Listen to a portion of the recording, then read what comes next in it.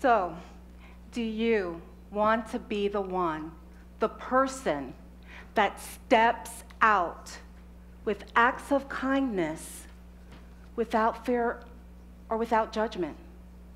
You know, the Dalai Lama says, love and joy are necessities, not luxuries.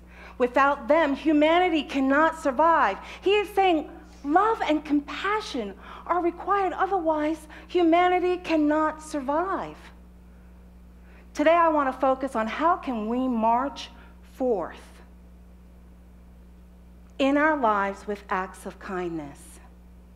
And to help me talk about that, I'm going to talk about a holiday. Did you know today's a holiday? It is a holiday. My service coordinator knows it's a holiday. It is March 4th Day. So you're like, yeah, we know it's March 4th, but it's actually a holiday. And the play is on F-O-R-T-H, March 4th. So we're marching forth. And this holiday was created by a motivational speaker and author. Her name is Deborah Schuss, and she's written for us in Unity magazine. And she created this holiday as a way for us to reevaluate our lives and then to figure out what actions can we take from where we are right now to where we want to be. And our service is about marching forth in our lives in a meaningful way with renewed zeal. With renewed zeal. That's what we want to do. Now, if I'm talking about marching, then obviously we gotta take a step, right? Now, that first step does not have to be as huge as Neil Armstrong's step. Remember him?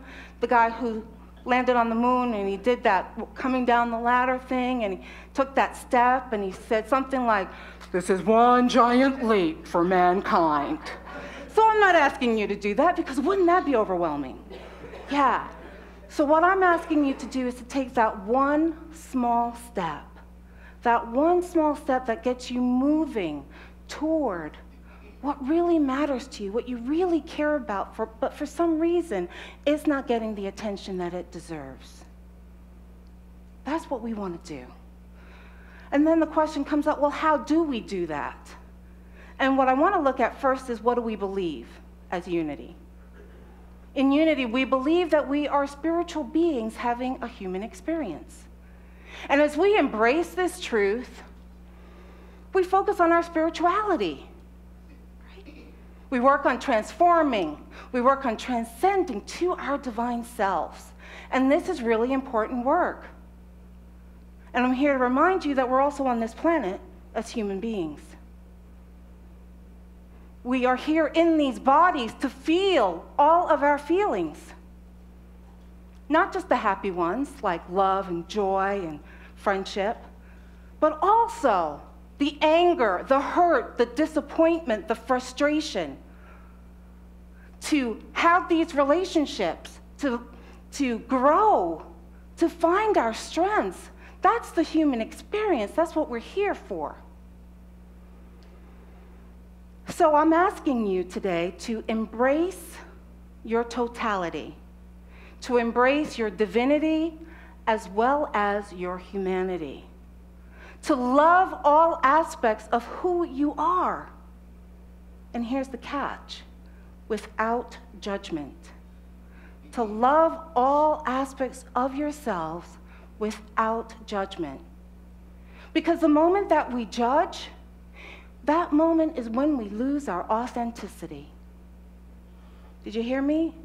The moment that we judge a part of us, whether it's the spiritual or the human part, the moment that we judge that as unacceptable, as bad, as something that needs to be hidden away so that others don't see it, that is the moment that we have lost our authenticity. And in that moment, as we work at pushing all of that, what we perceive as negative, down, right? We're trying to push that down. Well, it's energy. And energy kind of spurts the other way. And then we get into these relationships with people that we see these perceived negative traits in everyone we meet. And we get to have those momentous, button-pushing moments because we're looking at ourselves, aren't we?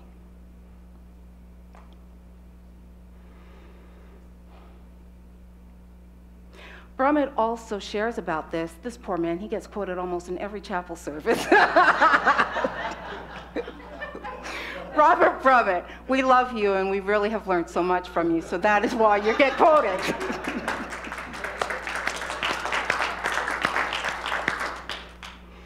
But in his book, Living Originally, he writes, "We project onto the world around us the images that lurk within the shadows of our own minds. Unmindful of the self-created demons within us, we project onto the environment." Now that sounds really deep, but how does that really look? So I'll give you an example in my life. I live by the rules. Because I learned good girls, they live by the rules. There are rules. And then there are other rules, rules for being a good daughter, rules for being a good wife, rules for being a good student, rules for being a good Christian. And guess what? There are rules for being a good unity person. Or at least so we think. And whenever I see someone breaking the rules and then getting rewarded for it, oh, I'm incensed. Yeah, there's some choice words that I can't use here that come to mind. Because they're getting rewarded for breaking the rules. So I resent them, and then I also resent the person that rewarded them. So now on the surface you go, well, yeah, that's injustice. You know, that's not fair.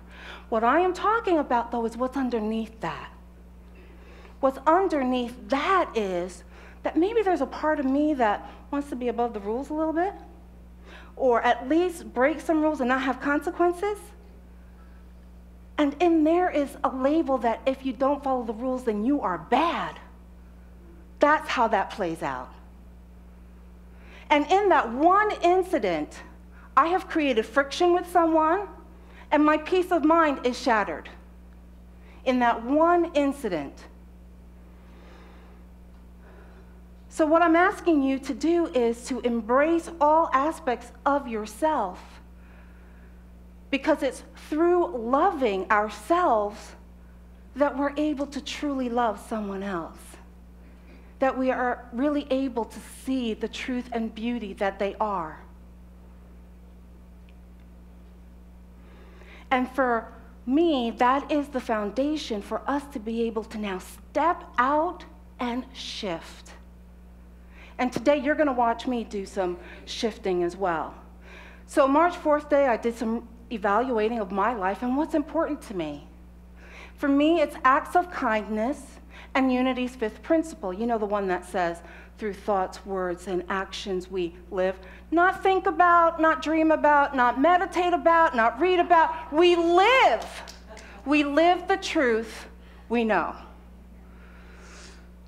Now, sometimes when we come into unity, we're able to kind of get through those first four principles, and it's hard work, and we do it.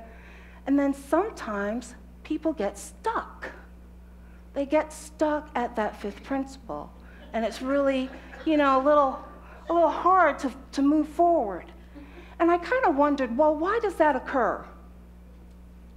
A few ideas came to mind. The first one was, here we are in a new level of consciousness. And then how do we take that level into the world as it is right now? That was one idea that came up. The second one was, we honor all paths. And so we don't want to really impose my belief on you that this may be the right, you know, so we don't do that either. And then the third thing that came up for me is that as we're looking at our thoughts, we talk about our thoughts are prayers. Our thoughts manifest into the world. So we get really wrapped up here. And at that point, sometimes we forget how to be compassionate and empathetic to ourselves as well as to others. And yet, we have a way shower. And that way shower reminds us how to do this. How to be conscious in this new level of consciousness and still be compassionate to all. And he has a tenet, and Paul writes about it in Galatians chapter 5, verses 13 and 14. For you are called to freedom, brothers and sisters. Only do not use your freedom as an opportunity for self-indulgence, but through love become slaves to one another. For the whole law is summed up in a single commandment: you shall love your neighbor as yourself. Now, before I get into the topic about love your neighbor as yourself, I just want to kind of do a little backdrop on Galatians. Galatians is a letter that is written by the Apostle Paul, and he's writing to the people of Galatia. He was there, and he converted some Gentiles to Christianity. And now, you know, Paul, he's got to go and do some other converting somewhere else. So he hears a rumble that, there's something going on in Galatia. And then he finds out that there are other missionaries that are in Galatia. Now, these missionaries, they are Christians, but they were converted from Judaism. And they are telling the people of Galatia, hey, if you want to be a true Christian, you know what you got to do? Follow the Jewish law. And you know, for an adult male, that means circumcision as well. So I'm thinking to myself, what's the big deal, Paul? Just let him get a little snip and let's move on with things, right? But for Paul, it wasn't that simple. And I guess for some guys here, it wasn't that simple either. But what he was saying is that they did not understand the message that Jesus was saying. That we no longer needed to appease God through rituals, sacrifices, snips. It was no longer necessary because we had a new tenet: to love our neighbors as ourselves. To love our neighbors as ourselves. So this also boils down to, are we talking about good works versus faith?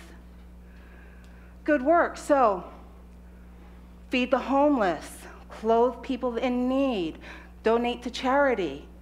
If the intention for us to do that is to be seen as a good unity person, or to get that gold star next to our name, then our intention really is to meet our own needs.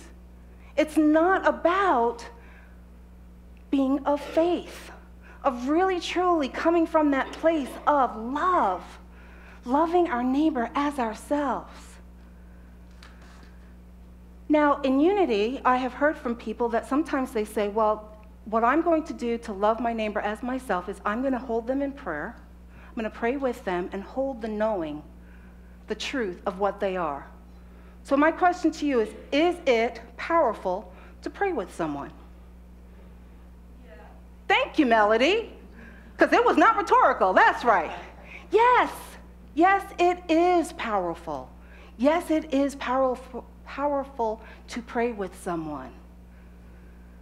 But what I'm suggesting is that is not the totality of what we are. That is one aspect of us. Brummett reminds us that we are to have that double vision, right? Be aware that we are in both realms, the earth realm as well as the spiritual realm, and try to straddle that, right? So how do we do that? Yes, we pray with them, and we hold their divinity, knowing the truth of what they are, while being present with them in the here and now, with compassion, with understanding, and with actions if actions are necessary. We are more than just spiritual. We are divinity and humanity. And as we talk about those two aspects of us, it brings to mind my own situation. How do we, in our own lives, show up total? As many of you know, last term, my grandmother died. And it was a life-changing event for me. And then, interestingly, my instinct said I needed to visit her. I did, and I got to be present with her as she transitioned. And during that time, I got to be that calming presence for my grandmother as I saw this very religious woman struggle with her fear of dying. I got to be the voice of reason and clarity when family members were saying, she's got at least another 5 years to live, because they couldn't cope with the reality of how severe the situation is. I got to pray with, I got to guide, I got to be a chaplain with my own family, which I got to tell you was kind of surreal in a way. But now we're ministers. We may not have graduated yet, but we're ministers. And that's how people see us. And I really feel in that time period, I was able to embrace our duality. And those to me were my acts of kindness to others. And then 2 weeks later, school started for me. And I had to come to class. And I really was struggling an awful lot. And I had a good friend, Karen, and my hubby, Graham, kind of just with me talking about, you're going to have to do things a little differently this term. You might have to drop a class. Well, gnashing of teeth now. All right? So because now here's another belief system I have to look at. There is the right way to go through seminary. There is the right way to be a good student. And I had to look at those and shift and allow myself to treat myself as well as I would treat someone in that circumstance. With love, with kindness, with building into my calendar self-care time, grieving time. So that is acts of kindness to myself. And of course, there were acts of kindness from others. I got lots of hugs because, that's the Unity way. That's what we do. Lots of hugs. I got bereavement cards, invitations to spend time with people. So that was wonderful. And then I also realized that there were other blessings. And I call these blessings from my indwelling Christ. Blessings from my indwelling Christ.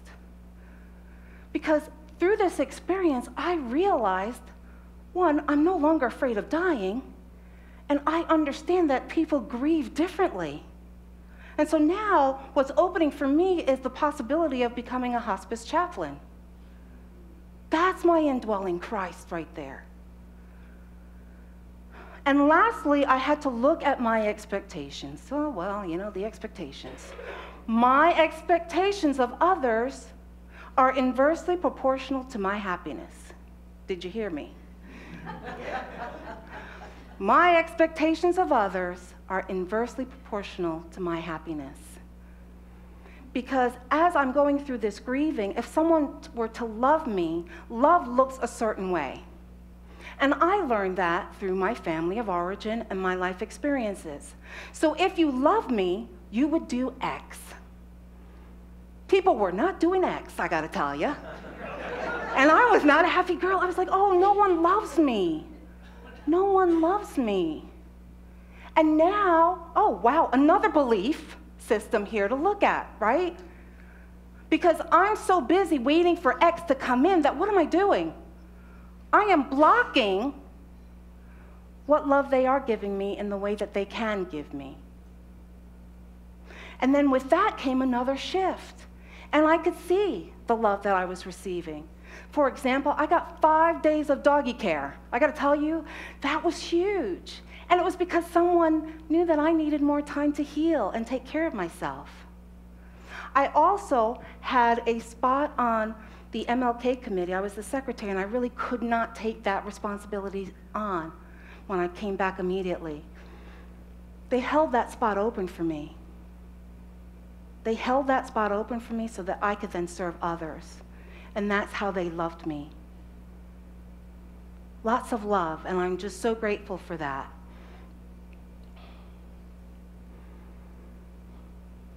So during this time that I went through with my grandmother, I do want to say that I honor and am grateful and blessed by all the prayers that I have received. And I want to remind you that acts of kindness are required for our human existence. Acts of kindness are required for our human existence. Emily Cady writes, service is one of the steps that lead up to the place where all the fullness of God awaits men. Unless you use the service of others unless you use for the service of others what God has already given to you, you will find it a long, weary road to spiritual understanding. And I know I also missed the Fillmore quote up there about where he talked about praying versus doing. And I'm just going to read that because it's a really good one. If you're able to flip back, good. If not, that's okay. Fillmore says, so many people pray and pray and pray. They don't get action. Our bodies need to be acted upon. It is not altogether praying, but it is in doing. You must do something. So both of our key people that talk about our foundation in unity are talking about action. Not only for the benefit of someone else, but for ourselves, for our spiritual transformation, for our human transformation. Acts are required. So I share my story with you. Why? Because I have a chapel service to do? No. I share my story with you because for me, ministry is about sharing our spiritual journey out loud. Right? We're just opening up here. And you get to hear the beliefs that we have, the shifts that we have, the tools that we use in that shift. Not from a place of, oh, Sherrie, you are such a great minister. No, it's from a place of you too can use these tools. This is practical Christianity. You're not alone when those thoughts are going through your head. You're not alone in the struggle to shift and transform. And if you don't resonate with your minister, then you get to realize you're not as crazy as they are. And that's a win-win too. It's all good, right? So here we are, March 4th day. And I want you, whenever March 4th comes around, to look at the day differently, as a day for you to reevaluate where you are in your lives, to find that thing that really is your passion, and then take the action, take the step. March 4th. So for me, it's acts of kindness, and the fifth principle for you, it could be something else. But if it is about kindness for you, then everyone was given a flyer, thank you, when they came in. And this flyer, basically, I've just given you random acts of kindness that you can do. Does anyone not have that? Okay. Random acts of kindness that you can decide to just pick one. One thing off that sheet, off the slide there, whatever, that you just feel called to, that you know that when you walk out these doors, you are going to commit to this one act of kindness.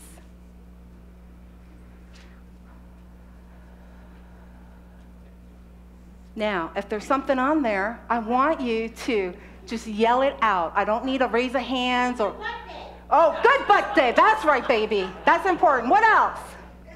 What else? One thing on the list. Compliment a stranger. Compliment a stranger. Thank you, Elise. Hold your tongue. Hold your tongue. Help people move. Help people move. You're very good at that. Be someone's cheerleader.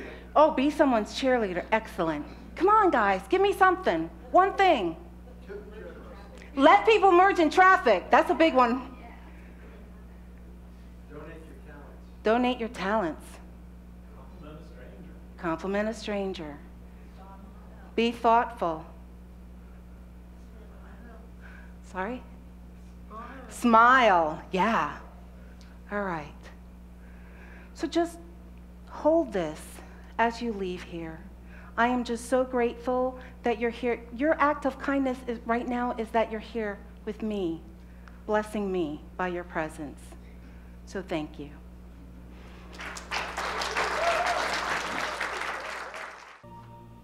So let's take a moment to get comfortable as we begin our meditation. Whatever works for you as far as comfort-wise.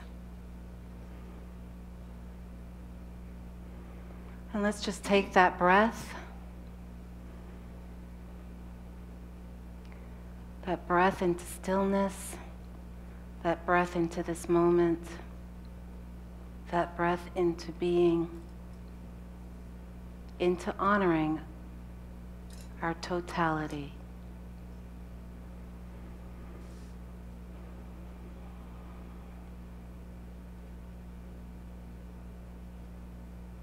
We are servants for one another.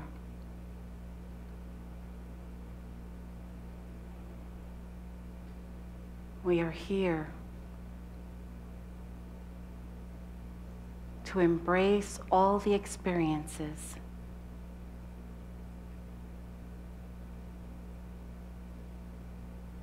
We are here to accept and to love ourselves.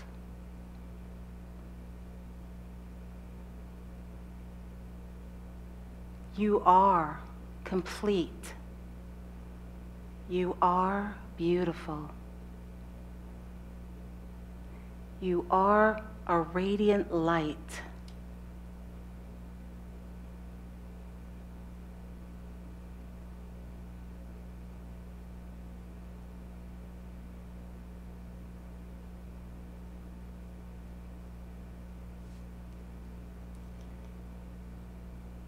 All that you have, all that you want, all that you need is within you.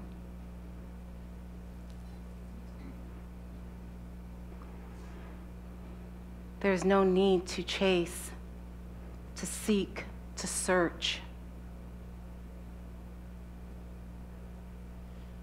It is all within you.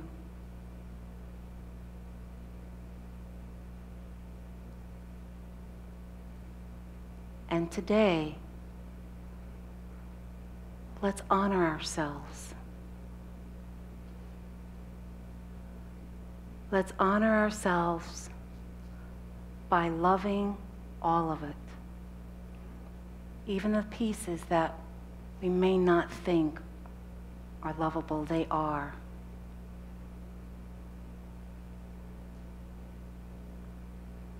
Love each aspect, each piece, each perspective that you are. Embrace that. That is you. A you like none other. That is you. Special. A diamond. There is no other you on this planet. You deserve to be loved. You deserve to love yourselves.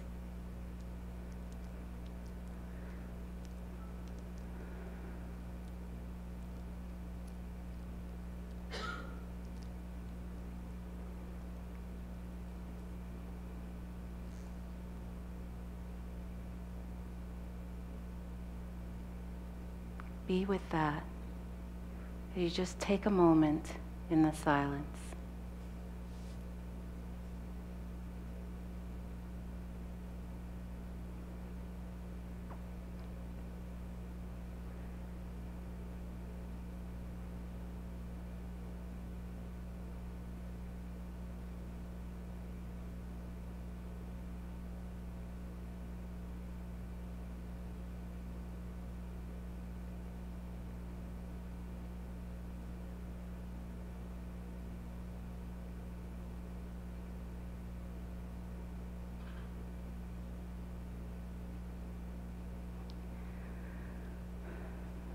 And in your awareness, when you hear my voice,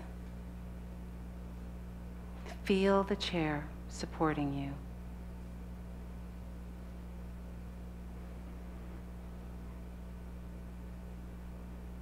Feel the air. Feel your feet.